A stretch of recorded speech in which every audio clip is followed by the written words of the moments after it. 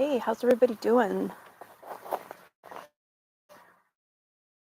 think this will be my first live on the computer outside. Let's see if I can get this set up for you. Preferably so that you can see what I'm working on, right? See if that works. Maybe go down a step. Here we go. Let's try this.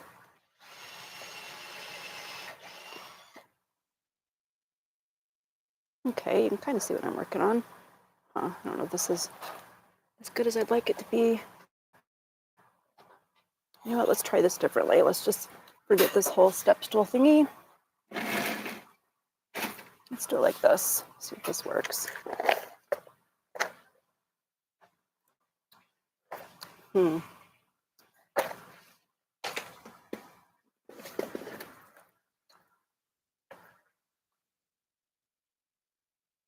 There we go. You can kind of see my work surface. How is everybody doing? You can hear me. So my husband is working in my grow room right now, but I am going to go ahead and plant a couple of trays to go in my grow room. And we were out shopping earlier today for a few things we needed for our grow room. And on my actual shelves, I'm going to be using these black gardening trays. Let's go ahead and get some dirt in here. And this is a mix that's for containers. I've never used this mix before, but we'll see how it works. My husband's going to hang some long planters from the roof of the grow room. We're just in there measuring to see how far down I wanted them to be. I'll probably be using a step stool.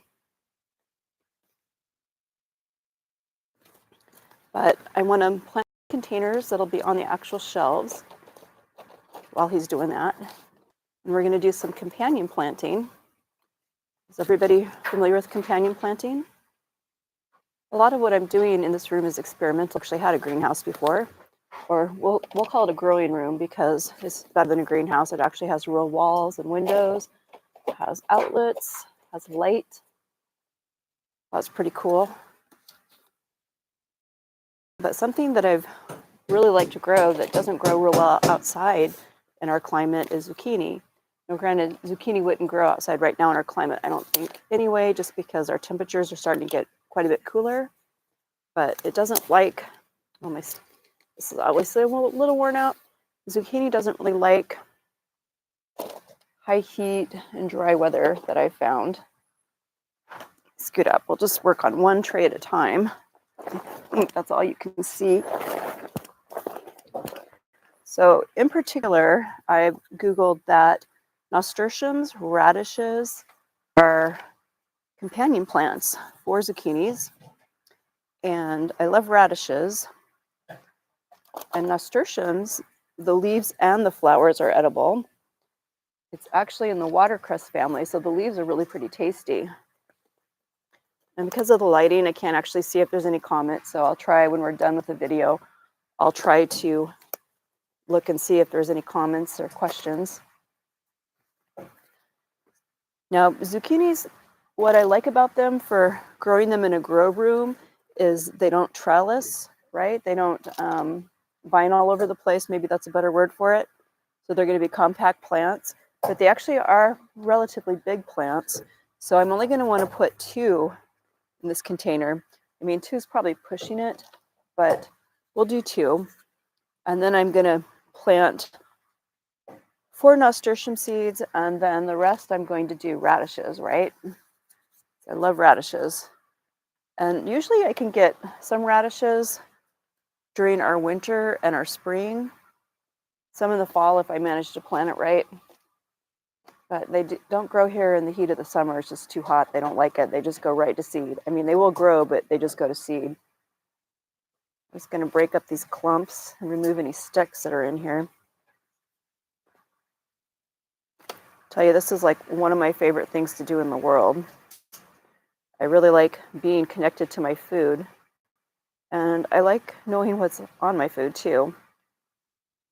In this growing room environment, the strongest chemical I'll be using in there is a mixture that's water-based that has onion, garlic, and cayenne. And the only reason I'm doing that is because spider mites are a problem here.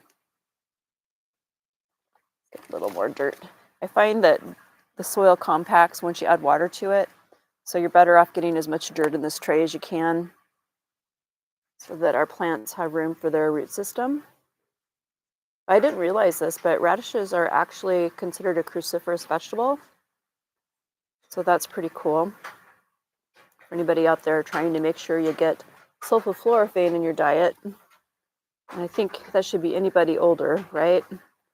Usually it's us older folks that have usually the most risk with things like cancer. So sulfochlorophyll does a body good. Another really cool plant for sulfochlorophyll is bok choy. And it's kind of like a cross between, I think it's actually a cabbage, but flavor-wise, it's kind of like a cross between lettuce but it's lightweight enough that you can use it like lettuce chopped up in a salad if you like greener vegetables in your salad. And according to Dr. Berg, it's one that's a little easier on your kidneys for people that have problems with oxalates. In fact, if you watch Dr. Berg, he recommends if you have problems with your kidneys and you want a sulfochlorophyll vegetable that you just lightly cook, like maybe throw it in a wok or something, your bok choy. I think we're going to start first our tray with our zucchini and our nasturtiums and our radish seeds, and then we're going to do some lettuce, get enough lettuce. And I like how versatile bok choy is. You can use it both as a lettuce and as a stir-fry vegetable.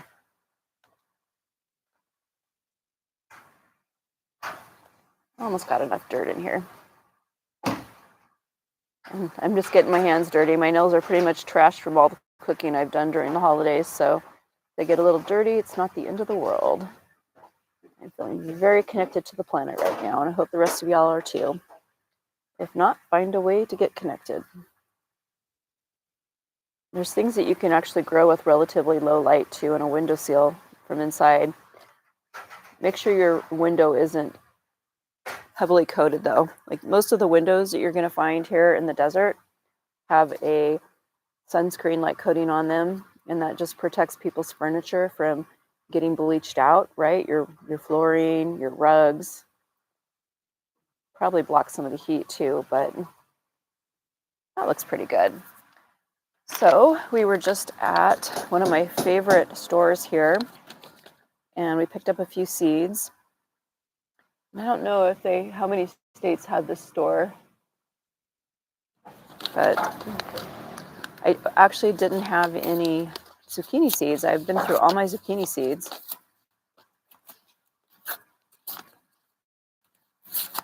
Let's go ahead and put a couple zucchinis in. And at first I'm just going to put them on the surface so I can keep track of where I'm putting them, so that I'm laying things out in such a way that I'll know how spaced my plants are, because you don't want these too close together. And I think these will work okay in a container, but you don't want it too close together. They need a little space, right?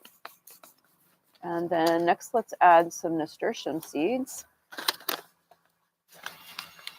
So both the blooms and the leaves are edible on the nasturtium, and it tastes like watercress. It's actually in the watercress family. So you can use your leaves and the flowers in salad if you'd like. So we're going to do 4 nasturtiums here.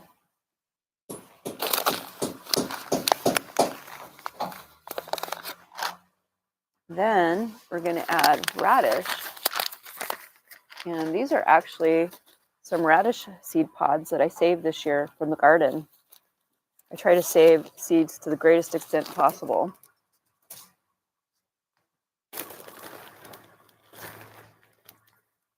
I don't know that there's that many seeds in these pods, but let's just kind of open it up and find out.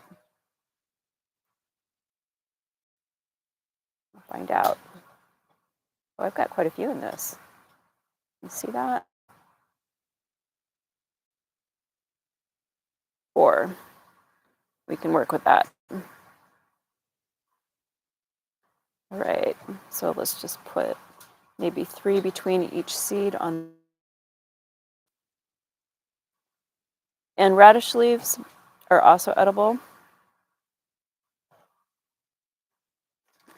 you actually get more nutrients in the leaves of the radish than you do the actual radish, if you can believe that. That's something I learned this year. So you can put them in your soup if you want. I would just chop them up. You can put some in your salads if you'd like. I do that. Try to get as much green and colorful vegetables in my food throughout the day. Now we get a little off track during the holidays, and right now we're still trying to finish up a lot of the food from our party. We're close. But it is the holidays. Most of the year, I would say 95% of the time, we're pretty healthy here in this household as far as our eating choices. All right, let's put a few seeds over here on this side. Oh,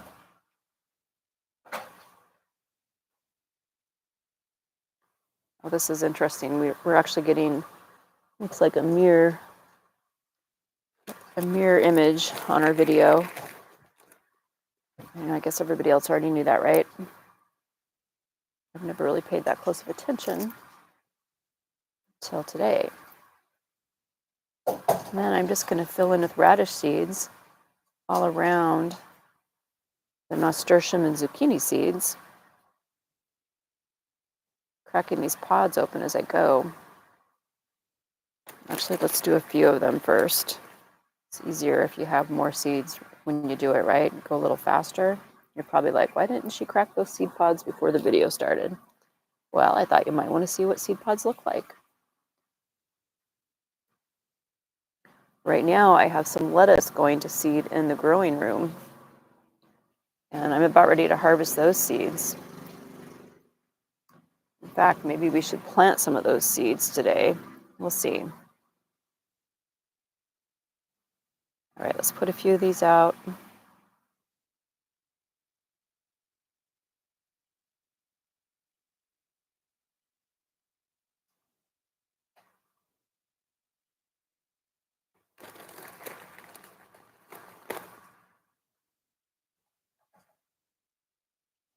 I've got quite a bit of height in my shelves, so I'm kind of thinking I might be able to start some broccoli in there. I have some broccoli growing outside right now, and it's covered with nets so that the critters don't eat it. And so far, that's been pretty successful. We have a radish seed that got away from me here. Might be able to get it. I was organizing my seeds the other night, and there's actually a whole bunch of seeds on the bottom of my tackle box that I keep my seeds in. So I might just have to throw those out in a pot sometime just to see what comes up. You can always move them around once they germinate, right?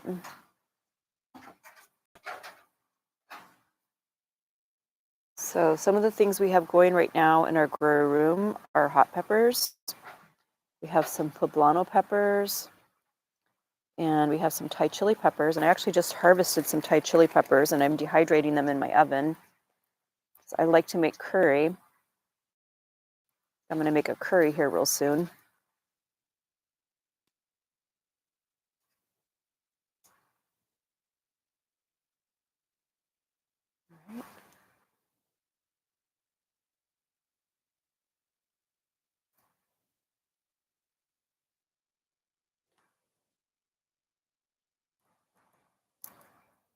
I wouldn't be afraid to put a few more radish seeds out, just in case some of them don't germinate. These are this year's seeds, so they should do pretty good. They're fresh.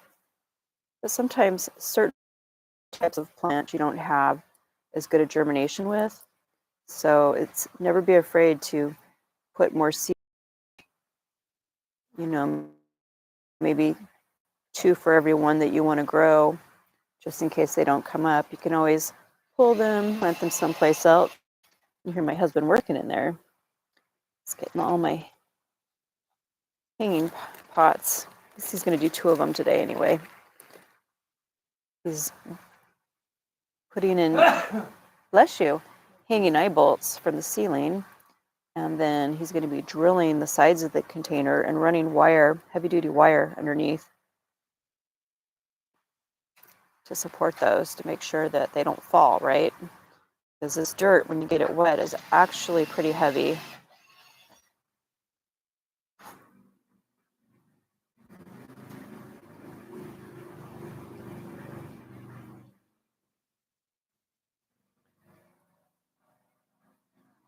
Yeah, these seed pods. Guess I could use scissors. That would probably work too, right? To open them up, but this is working just a little slow. Little slow. That's the thing about gardening is actually everything with gardening takes time. So if you're worried about supply shortages or food supply, or even if you're just, on a budget and you're trying to help yourself save some money, start growing now because it takes time. So it'll probably take us about 3 weeks to actually get radishes out of these radish seeds. And I'll have to look and see what the growing time frame is for the zucchini.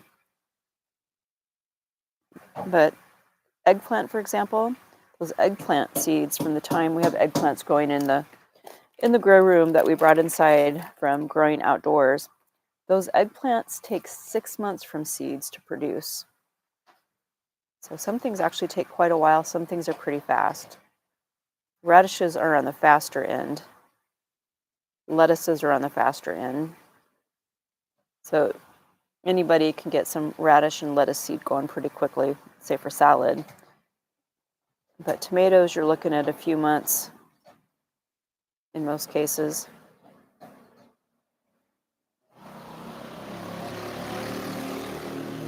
Guess we got people out there riding four-wheelers in the neighborhood. I think that's what it was. Could have been a motorcycle, not sure.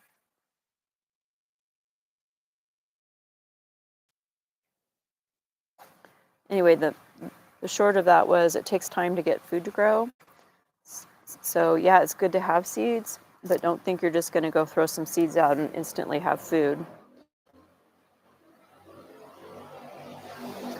I'm sorry, I guess whoever our sporting person is going to just go up and down the road here instead of venturing out. Who knows? Maybe they're working on it. It sounds like it's backfiring a lot. Maybe they don't want to stray too far from their home. Definitely collect seeds and collect seeds from your own plants if you can. Now, once in a while, you're going to have some varieties where the seeds aren't going to be fertile. And actually, some of these large seed growing companies are doing that intentionally. Because guess what? They have control over the food supply that way, right? So if you want to have control over your own food supply, start growing a garden, grow something on whatever level you can. If you don't have a lot of space, hydroponics are a great way to go. You can make your own hydroponic stand for very little money, and they actually don't take that much room. The system I had going inside our house didn't take much room. So that's one thing you can do if you don't have a property or a place with soil and sun exposure, right? With grow lights. But even if you live in a townhouse, if you have a door stoop, if you come outside between the entries, you can plant stuff there. Of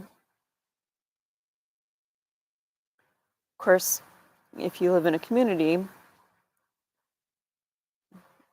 people can always pick your stuff too. So it's better to have a secured area. You could do trays of dirt like this with grow lights as well inside. Probably next time I do this, I'll actually open up the seeds first because it's a little tedious cracking all these seeds open, but time is on my side today. That might not be the case for all of you.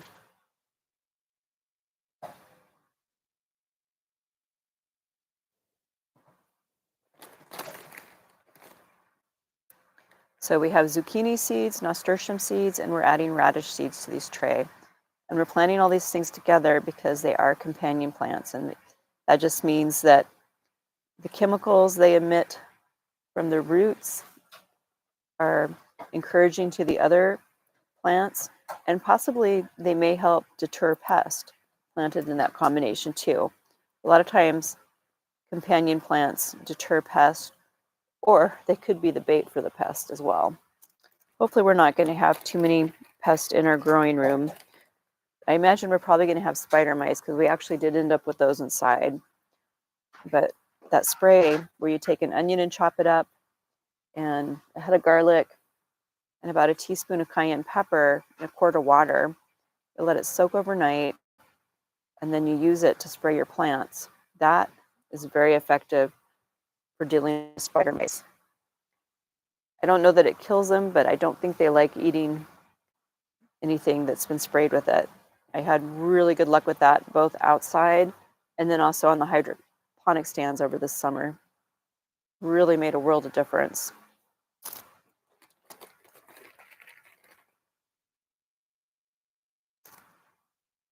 So our growing room is really well insulated. We have a small heater that's set to come on if the temperature drops down too low. And during the day, the sun gets that room to about 78 or 79, which is a really nice temperature. It also has some nice humidity going in there,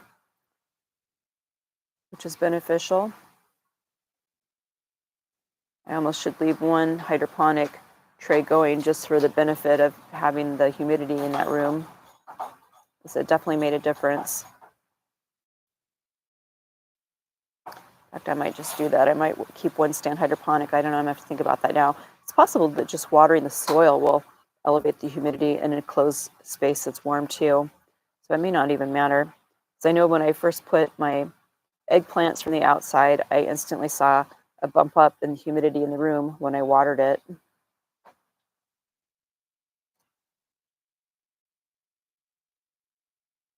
We're making good progress here. It may not seem like it, but we're about 2/3 of the way across this planter adding our radish seeds.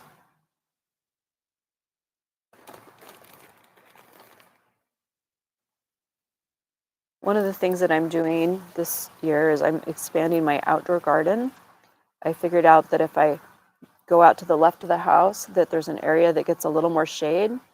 And we actually kept tomato plants alive all year, all through the heat, even when we had that 5-day stretch of 120. We sort of have microclimates in our yard.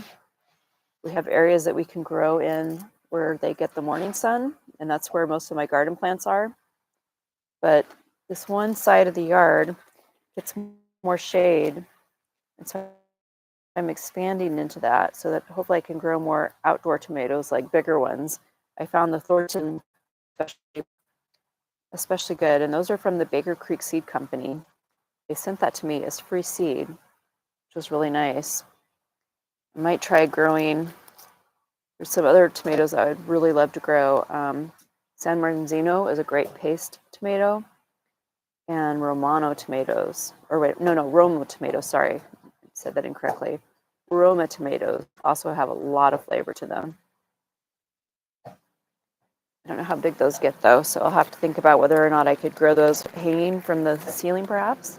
Might work.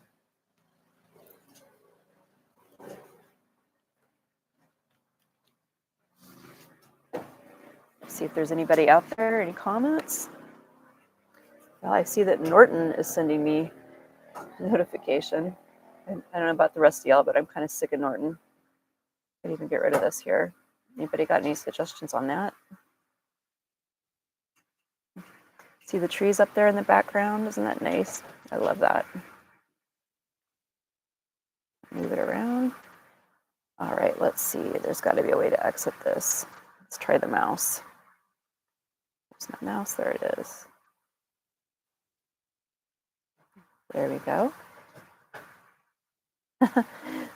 B. Hendricks wants to know, how do you plant a food forest one seed at a time?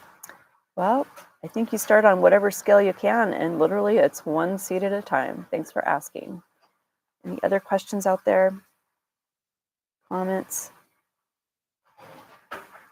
Thanks for joining me today. I hope you enjoyed this and start getting excited about a new year. It's coming.